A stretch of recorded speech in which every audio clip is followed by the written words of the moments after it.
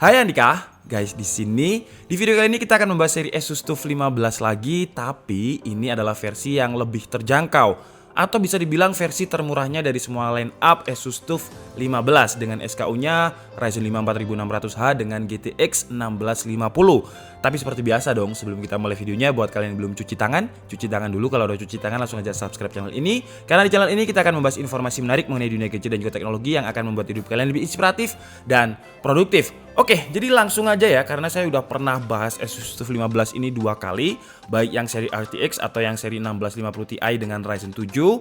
Dan secara desain, secara penampilan sama. Jadi untuk yang seri baru ini berbeda. Sekarang sudah ada logo Asus TUF. Kemudian untuk desain tombol powernya sekarang juga udah berbeda. Dan yang sekarang ada jambul. Banyak banget yang diubah dari seri TUF Asus FX505 ke FX506 ini. Audionya sekarang juga udah enak banget pakai DTS-X Ultra. Dan mungkin buat kalian yang pengen tahu review lengkapnya bisa klik link yang ada di sini aja, karena saya nggak akan mengulang lagi karena mengulang itu membosankan. Untuk spesifikasinya yang berbeda hanyalah CPU dan juga GPU-nya. Untuk part lain sama, jadi dia CPU-nya pakai Ryzen 5 4600H 6 core 12 thread. Kemudian untuk RAM-nya sama dengan yang kita review kemarin, 8GB single channel dengan speed 3200 MHz yang nanti akan kita coba juga performanya dengan konfigurasi dual channel. Kemudian untuk storage-nya sama juga 512GB SSD dengan speed hampir 2000 Mbps, lumayan kenceng. Kemudian untuk layarnya juga sama, walaupun ini yang Ryzen 5 dengan 1650 tapi tetap dikasih yang 144Hz. Dan apakah bisa dapat 144 FPS? Nanti kita lihat juga di bagian performa. Dan sekarang saya akan langsung membahas tentang performanya dan juga sedikit aja tentang temperatur, karena banyak banget yang DM saya, "Bang, bahas Asus TUF 15 terutama di bagian temperatur yang katanya salah desain." Asus, sebuah brand besar, salah desain? Muntun bercanda. Disclaimer dulu tapi ya, saya tidak dibayar sepeser pun oleh Asus, oleh AMD, ataupun oleh Intel, sepeser pun enggak. Laptop ini pun saya juga enggak dipinjami, saya beli sendiri pakai uang saya sendiri. Jadi ini pure pendapat pribadi dari saya. Kalau misalkan kalian punya pendapat lain, bebas, kalian bisa tulis di kolom komentar. Nah, untuk isu temperatur ini buat kalian yang mungkin belum mengikuti, jadi kalau di varian yang RTX, ini yang Ryzen 5 ya, tenang, saya juga udah ada RTX di sini ya. Jadi untuk yang varian RTX ini dia memiliki sistem pembuangan udara di bagian samping. Kalau yang Ryzen 7 1650 Ti itu 2 aja, dan Ryzen 5 juga 2 di bagian belakang. Nah, kalau yang RTX dia ada 3. Dan yang menjadi masalah karena katanya sistem pembuangannya ini diblok atau ditutup. Bukan hanya di bagian sini aja, di bagian belakang juga ada yang diblok, di bagian honeycomb-nya ini juga ada yang diblok. Dan untuk masalah ini saya udah tanya kepada technical engineering-nya Asus, dan saya diberi sebuah PDF yang sebenarnya nggak boleh saya share ya, karena beliau mengatakan takutnya ada brand lain yang menyentuh ide dan juga desainnya. Tapi saya share sedikit aja, satu gambar aja yang menandakan kalau Asus memang sudah mencoba berbagai cara. Maksudnya gini, mencoba berbagai cara. Sebenarnya desain awalnya memang semuanya ini nggak diblok, jadi dilepas semuanya. Ini nggak ditutup dan ini bolong. Gambarnya nanti saya kasih. Itu aja yang bisa saya kasih ya. Untuk datanya saya nggak bisa kasih karena memang tidak diperbolehkan di-share ke publik, untuk internalnya Asus saja sebenarnya. Nah, intinya technical engineering Asus bilang kalau misalkan Asus sudah mencoba berbagai skenario untuk mengoptimalkan performa dari Asus TUF 15 ini.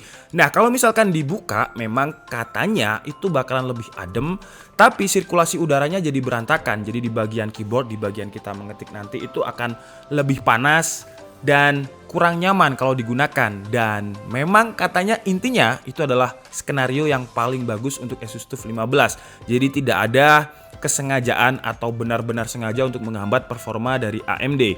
Dan saya nggak berani berpendapat banyak karena memang jujur saya tidak tes yang detail banget. Cuman memang saya tes di bagian temperatur ya. Dan di sini saya sudah ada datanya. Kalau kemarin saya nggak fokus banget ke temperatur untuk yang RTX dan yang 1650 Ti kemarin. Jujur memang saya fokuskan ke performa Sensebench dan juga temperatur ketika bermain game. Tapi di tes yang satu ini karena saya penasaran, jadi saya agak sedikit fokus ke temperaturnya. Nah, pertama saya coba di stress testnya pakai benchmark 3D Mark menggunakan driver Skydiver, dan di stress test Skydiver ini lolos kok 99,9%. Dan ketika saya cek untuk CPU dan juga GPU temperaturnya itu ada di range antara 60 sampai 80 derajat Celcius. Kemudian karena saya masih penasaran, ini kok kurang panas ya kan, saya lanjut ke Fairstrike. Nah di Fairstrike ini dia juga lolos tes, jadi 98,3% di stress testnya Fairstrike. Untuk suhu GPU dan juga CPU temperaturnya ada di 60 sampai 80 derajat Celcius. Tapi kalau misalkan saya benchmark, jadi nggak saya stress test, saya benchmark untuk mendapatkan hasilnya. Hasilnya adalah 9257 dan ketika saya lihat di bagian temperatur, angkanya itu 92 derajat Celcius yang menurut saya sih masih normal loh 92 derajat Celcius, karena untuk Ryzen 5 4600H ini maksimal temperaturnya 105 derajat Celcius. Jadi bukan 100 derajat Celcius, 105 derajat Celcius. Kemudian di tes CPU-nya di Cinebench R15 fokus ke CPU, saya tes banyak banget ini karena tapi nggak banyak yang nggak saya catat, yang saya catat cuma 40 kali. Saya mengejar performa max load temperatur CPU-nya ini seberapa panas sih, dan hasilnya memang cukup panas 95 derajat Celcius, tapi itu saya lakukan berulang-ulang sampai saya menemukan suhu max load-nya, dimana ketika kalian melakukan kegiatan real world bukan benchmark pasti lebih dingin. Dan sekali lagi maksimal temperaturnya 4600H adalah 105 derajat Celcius. Dan saya udah pernah review laptop banyak banget, baik yang brandnya AMD atau Intel, itu 90 derajat Celcius itu sering. Cuman sekali lagi saya nggak bisa ngasih pendapat lebih karena satu-satunya laptop Ryzen 4000 series yang pernah saya pegang dan saya tes ini masih TUF 15. Jadi saya bisa ngasih pendapat lebih nanti ketika sudah ada Legend, sudah ada MSI Bravo 15, XP juga udah ngeluarin, Acer juga udah ngeluarin, dan nanti kita bandingkan nih.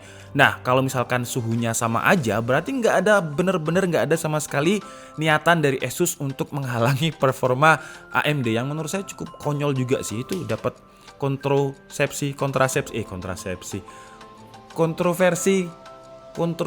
dari mana? Oke, jadi sekarang langsung aja kita fokus ke bagian performa ya. Dan di sini saya tes nanti pakai konfigurasi single channel dan dual channel, di mana dual channelnya sekarang udah bisa pakai 3200 MHz karena saya sudah punya RAM 8GB 3200 MHz yang saya pinjam dari RTX. Buat kalian yang tanya, "Bang, beli RAM 3200 MHz di mana?" Belum ada di Indonesia. Ini saya ambil dari yang RTX, saya taruh di sini. Untuk performanya, pertama kita coba di Cinebench R15 dengan mode High Performance dan di Armoury Crate-nya ini Turbo, jadi mode yang paling kenceng. Dan hasilnya di running pertamanya cukup tinggi untuk sekelas prosesor Ryzen 5, yaitu 1362. Running keduanya naik lagi menjadi 1364. Running ketiga tetap stabil dengan skor 1363. Running tertingginya ada di running ke-8 dengan skor 1373. Kemudian di mode kedua kita pakai mode High Performance tetap, tapi sekarang casnya kita cabut, jadi di Armoury Crate-nya ini adalah mode Performance. Dan di running pertamanya itu mendapatkan skor 790, running kedua 791, running ketiga 797, running keempat dan kelimanya malah naik menjadi 804, 802, dan sisanya bisa kalian lihat di tabel berikut ini. Kemudian lanjut ke tes 3D Mark menggunakan driver Skydiver. Pertama kita coba pakai RAM 8GB single channel 3200 MHz dan mendapatkan skor 25.613. Dan ketika menggunakan konfigurasi dual channel 16GB 3200 MHz naik menjadi 27.156. Kemudian lanjut ke tes editing menggunakan software Adobe Premiere Pro dan juga template yang memang khusus biasanya kita gunakan untuk rendering benchmark di DKID. Di mode pertama, mode 8GB single channel mampu merender dengan durasi waktu 1 menit 28 detik. Kemudian ketika menggunakan RAM konfigurasi dual channel 16GB mampu merender dengan durasi waktu 1 menit 17 detik. Lanjut ke game Shadow of Tomb Raider dengan resolusi Full HD, grafiknya low, dan di sebelah kiri itu adalah konfigurasi RAM 8GB single channel, di sebelah kanan adalah konfigurasi RAM 16GB dual channel dengan bandwidth 3200 MHz, dan hasil benchmarknya dengan konfigurasi RAM single channel average FPS-nya mendapatkan 69, sementara ketika pakai 16GB itu 79, jadi selisihnya sekitar 10 FPS. Lanjut ke Game Pass 2020 dengan resolusi Full HD juga, dan di RAM 8GB aja average FPS-nya udah 100 FPS lebih ketika pakai 16GB. Yang sebelah kanan sekitar stabilnya itu ada di 120-an FPS. Jadi selisihnya kalau di Game Pass 2020 sekitar 20 FPS. Lanjut ke game PUBG PC, di sini kita juga menggunakan resolusi Full HD, grafiknya very low, dan hasilnya ketika Sin pakai mobil seperti ini di konfigurasi RAM 8GB, average FPS-nya mendapatkan 60-70 FPS, sementara kalau misalkan yang pakai konfigurasi RAM dual channel 16GB itu bisa sampai 80 FPS, dan ketika kita tidak pakai Sin mobil atau agak anteng seperti ini, di konfigurasi RAM 16GB bisa sampai 120 FPS. Jadi layarnya yang 144Hz ya kadang bisa gak mubazir, kadang juga mubazir. Oke guys, jadi mungkin cukup segitu aja video review dari Asus TUF 15 versi termurah kali ini. Sebentar, kalau saya bilang termurah itu biasanya kata murah ini sensitif banget. Termurahnya dari Asus TUF 15, bukan termurah dari semua laptop. Nanti saya bilang termurah diasmu. Karena harganya cukup ya, walaupun termurah dari Asus TUF 15, tapi harganya cukup secara nominal cukup tinggi, sekitar 14 jutaan. Dan untuk link pembeliannya kalian bisa cek di kolom deskripsi. Dan kesimpulannya kalau menurut saya tetap sih ya, pendapat saya sama. Kelebihannya sih dia tetap dikasih 144Hz, performa dari Ryzen 5 4600H udah mirip dengan Core i7 9750H, bahkan 10750H di MSI itu juga sama sekitar 1300-an CB. Nah, kalau untuk kekurangannya menurut saya tetap di bagian baterai. Baterainya 48 Wh untuk laptop gaming itu menurut saya kurang banget sih ya. Kemudian kekurangan lain ada di bagian slot SD card. Dia tidak memiliki slot SD card. Kekurangan lain apa ya? Layarnya belum 100% sRGB. Yang RTX pun belum 100% sRGB. Kalau yang RTX saya masih bisa sedikit komplain karena harganya udah hampir 20 juta. Tapi kalau yang ini, kalau saya sih nggak komplain karena dia harganya udah murah dan segmennya juga laptop gaming budget. Jadi ya kita nggak bisa komplain, harap dimaklumi seperti itu sih.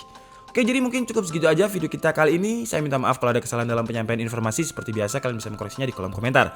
Saya Nika Setiabudi and see you on the next video. Bye bye.